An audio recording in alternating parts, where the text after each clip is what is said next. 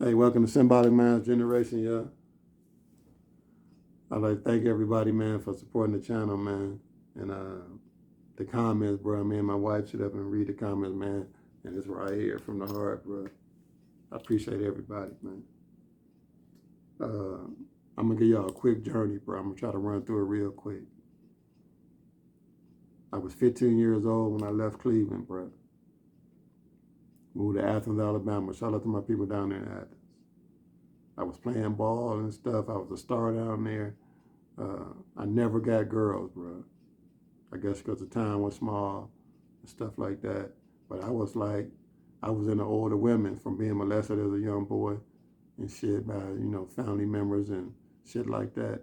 A lot of women used to fuck with me because I was tall and athletic and shit like that, bro. You know what I'm saying? So, shit, I didn't care nothing about girls liking me. I was on teachers and shit. I always wanted, you know what I mean? I'm going to church, hollering, looking at, you know, kin folks' wives and shit. That's what I was on. You know what I'm saying? So I learned about Southern hospitality. I had never, like my mother, man, we can go up in the bedroom and eat dinner. I never sat at the table and had dinner like that with a family. So certain things are down there, certain virtues and stuff, and religion and all of that, and going to church. All that stuff was more visual in the South. And all that stuff, my grandmother said I couldn't stay down there if I didn't go to church. And I remember the first time I went to Bible study, before church started. And it was a little 5, 6 year old girl in there, man, and she was doing her lessons and knew more about the Bible than I ever knew. And I was embarrassed. You know what I'm saying? So I'm telling you all this story because, man, I had caught my soul caught fire in there. Down there, down south, bro. That's when I realized, man, that, man, my inner self had a purpose. You know what I mean? So I lived down there and played ball and stuff. And man, one day I was in college, bro. And, man, we in practice, man. I woke up in the hospital. I just woke up in the hospital, man. They told me I could have had a mild heart attack or something. It's like, what? I didn't feel no pain or nothing, bro. You know what I mean? And years later, I found out it wasn't even that. So whatever was going on with me, I never know what it was, but it fucked my whole career up. And when I tell you, man, I was a skinny kid, 185 pounds, had a vertical in the mid-40s, though. Had a jumper, had handles and shit. And I got a bone up on defense and all of that. You know what I mean? It was games where I wouldn't even let nobody score on me. We used to be challenging, like, who gonna give up the most points? I wouldn't even let the dude score when I was guarding. And I can guard from the 5 to the 1. You know what I mean? So I ran track too. I ran the 440. So it wasn't like, you know what I mean, like you just gonna be, and I was super quick. I'm real thin. You know what I mean? For me to be that good and not be in the league, man, it led me to the streets. You know what I mean? So I grew up, my mother used to play numbers and stuff. We used to go to the store and put the numbers in for our mother. So we grew up playing numbers, me and my cousin now. I remember, man, when I came back from out, from down south, I don't know, I ain't had no direction. So I was just playing a few little numbers and shit. So I hit for like 55s, 5 or 6,000 or something. I bought a little car for 2,500, bought a couple of outfits. So my cousin was like, man, get you a package. I said, what the fuck is a package? So he was talking about buy some crack. I was like, what? So he was like, shit, everybody in the family get high, and they like, you got to sell to somebody you don't know. So I thought about it, not knowing at the time, like, nigga, I'm selling this shit to my family.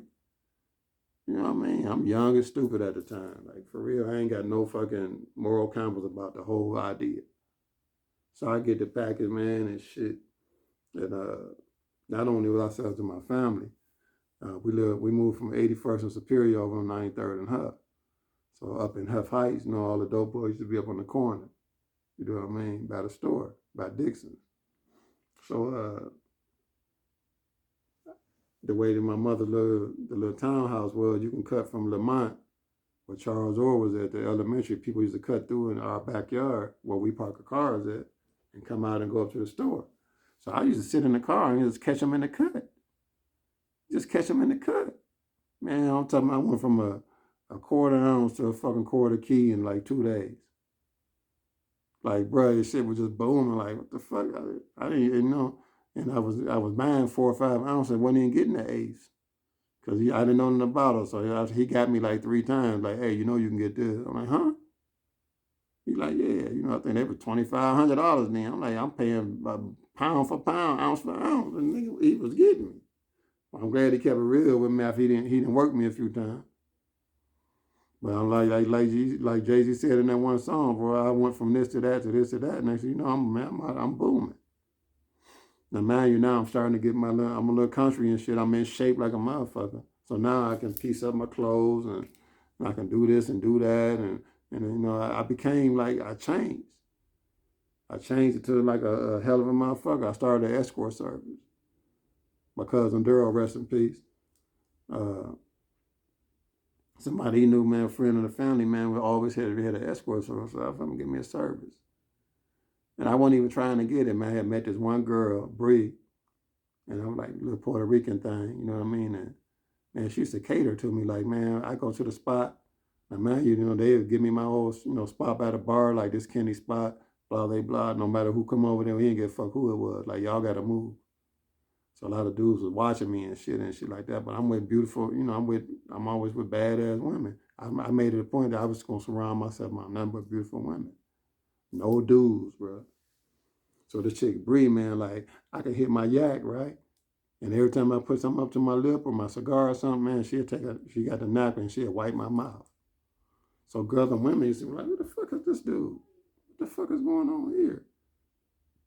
Now, man, I got a service. Now, I find out she gonna do anything I tell her to do. And I got a service. I got like 8, 9 girls, and I never recruited not one of them. And I started a real legitimate service, like Smooth.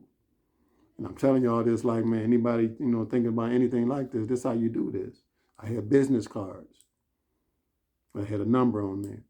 You call me on that. If you call my phone, you got to tell me where you got the card at. You know what I'm saying? I have to take 1/3. I just charge $300 an hour. I just take 1/3 of that, and the girls get 2/3. I wasn't no pimp or none of that. I was taking on this is what I mean. So everybody know me. All the club owners know me. I'm basically opening up the whole downtown Cleveland. All the new clubs and stuff, all the renovations, everything down there. I was the first one. You know what I mean? So now I got a lot of non-sex, things like Indians games, baseball games, basketball games, conventions, any kind of work things like that. So what I did, I was like, man, I need to take this shit to a whole nother level. So when you call me and want one of my girls, I make you send me a bio. Your sibling's name, your pet's name, what's college you graduated from, your parents' name, what's your favorite food, blah, blah, blah, your favorite restaurant, like, you know what I mean? And I make the girl, whoever you choose, that you want to kick it with, I make them study it. Because a lot of times, most of you, they around coworkers. When they hire people, they want to impress coworkers. So I just make the girl study it, so they don't look like she hired. And they respected that. A lot of times you go up in if they had to go in the hotel room or whatever, I'd be like, man, make sure you look under the bed, look in all the closets, and look in the bathtub. You know what I mean? I never had a problem. I used to do bachelor parties and stuff like that. I kept 1/3. You know what I mean? So they love me. You know what I mean? They love me. Like now, I think, like the way the shit changed, like a woman rather work for like a madam, another female. Cause they just, it's like a she world. You know what I mean? It's like girl power and shit. They rather on that. They feel like they getting pimped now, cause they can go on the internet. They don't even need no dude to do no kind of stuff like that. You know what I mean? So, but I was doing that. Yeah, you know what I mean? That's at the Philly. That's the All-Star game 02 in Philly. I took 9 of my girls up there. That's Bree in the white coat. I want to told you how you looking like a king in public. You know what I'm saying? You know what I mean? Nothing but dimes. I surrounded myself around nothing but dimes, bro. And I'm showing y'all this, man. I didn't even need it, but that me being around those women and all them custom outfits and shit, it made the plug want to holler at me. That's how I meet my plug. You know what I mean? So now I got the plug. I got the girls. Now I done jumped into the promotion game. You know what I mean? I got one of the number one club in the history of Cleveland, the Mirage on the Water. Dude, give me Thursday night, give me the whole door. So now I'm in the promotion game. You know what I'm saying? I'm in the promotion game. You know what I mean? You see me right there with my crew. What's up? What up? Hood. You see Corelli right there. Y'all see the dude in the middle hits from the street? Y'all remember him? You know what I mean? The deaf dude from How High that wouldn't talk. Y'all know hits. I made a lot of money. I made like $50,000 off the door off of him. He only charged me like $2,500 to come. You know what I'm saying?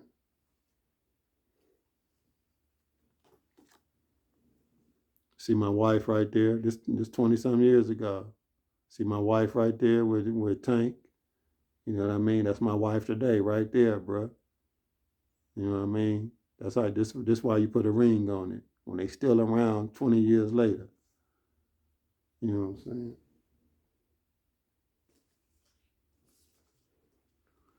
You see me right there with a young Usher right there. Look, a young Us right there.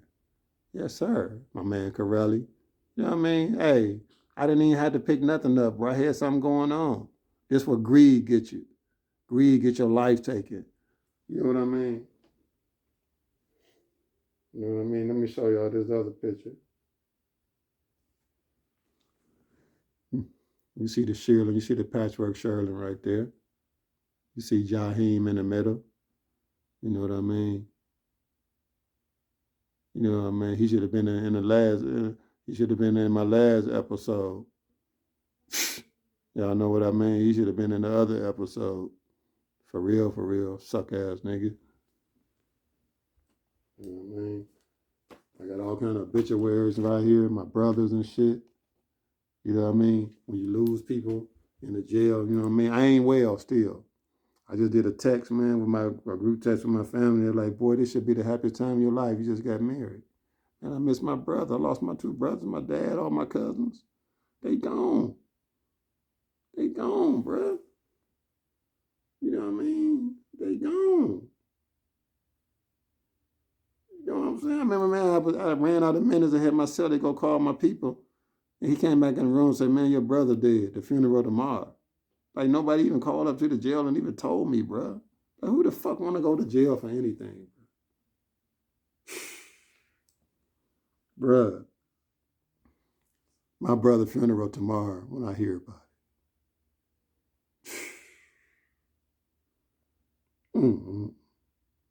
Nobody called me, bro. You out of sight, out of mind when you in the jail, bro. You out of sight, out of mind when you in the jail. You know what I mean? I'm showing y'all this back history of who I was because this is how I meet the plug. You know what I mean? You ain't gonna be here. You ain't gonna meet no plugs out here if you just a square and you just you ain't got some kind of charisma. You ain't got some kind of charisma. Like I said, I surrounded myself with a number of beautiful women. Number of beautiful women, bro.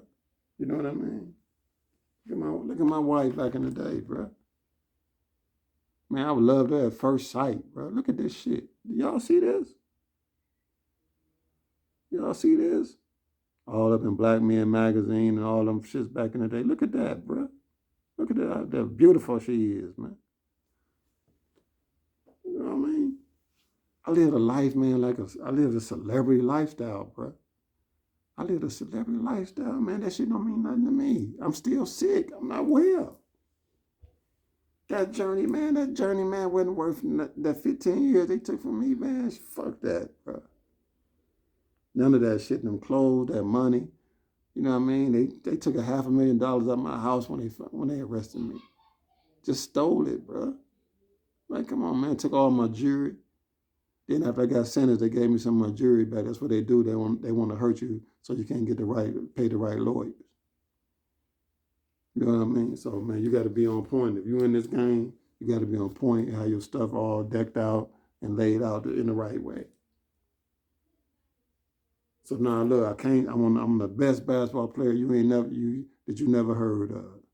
I got an escort service. I got a promotion company. But I'm in the game, and all that shit don't mean nothing because I was in that game. It destroyed everything. It destroyed everything, bro. You heard me? It destroyed every fucking thing, bro. You know what I mean? My dad come to see me, and I was in Terry Hut. They get lost. Man, they called me at 3:35. It's count time at 4 o'clock. I got a 15-minute visit. They don't even come back the next day. When the visit over, man, he said, I ain't gonna see you no more. I said, man, don't talk like that, bro. You broke me down. Guess what? I ain't see him no more. Man, his strength and stuff, man, his strength knowing he was gonna die, man, that shit, man, to this day, bro. I can't get over it, bro. I can't get over it, man. I'm like, I need counseling. My brothers, my dad, mama, they not here, bro. None of them was at my wedding, bro. None of them. I didn't have no family members even in my groomsmen. Like, bro, the fuck, nigga, I'm not well. I'm looking for counseling. And it's been about 5 years since I got in 2017 since I got released. Bruh, this shit ain't no fucking joke, bruh. I'm still in prison. I'm still in fucking prison. How can you live a life of a celebrity, man, and still be going through shit like this, bruh? I took you all the way from a young kid in Alabama, bruh. Like, I mean, my moral compass is pointing in the right direction. My moral compass is in the right direction. That's why I'm hurting so much to this day. How can you sell something out there, got fatty in it and it might kill somebody? Come on, bro. Even though, man, you might have murdered somebody already, man, because somebody could have died from something you had. Even though it might not even be, it might have touched 3 other hands after you. They got the fatty all in the shit now, man, killing people, bro. Like, who want to be in this type of game, man? Who don't care? Who don't care enough when people might die when you selling something where somebody might die? Like, come on, bro.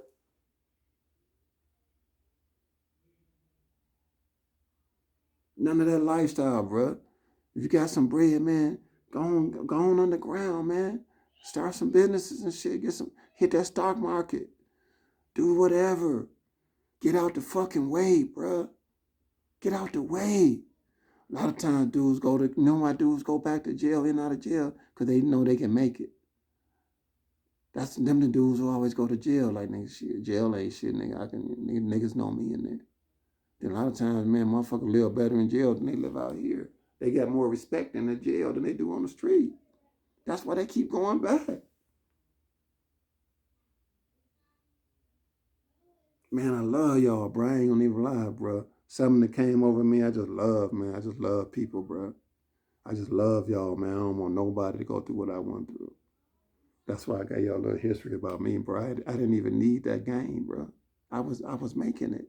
Now I'm down here, man. I don't even know what to do. I'm out here driving Uber in Vegas, man. I make good money. I make about 75, 80 a year. Like, bro, that ain't what I'm used to. I'm out here looking for something to do, man. Anybody got something to, so anybody got some ideas for me to do, man, something I can get into, man. I need some help. I need some connections.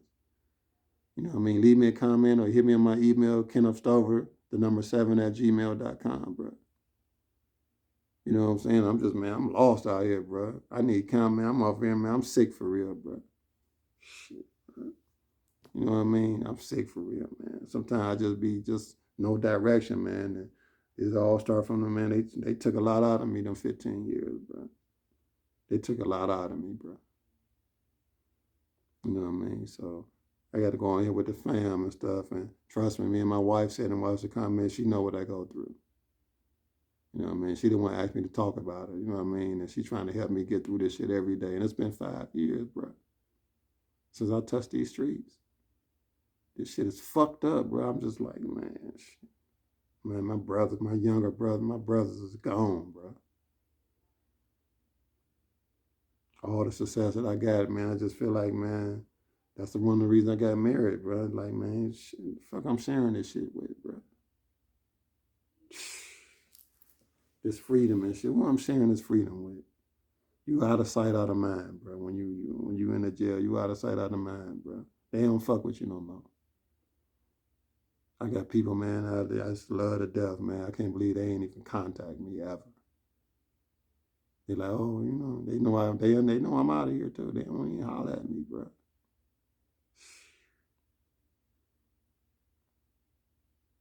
This what jail do to you, bro. This symbolic mind generation.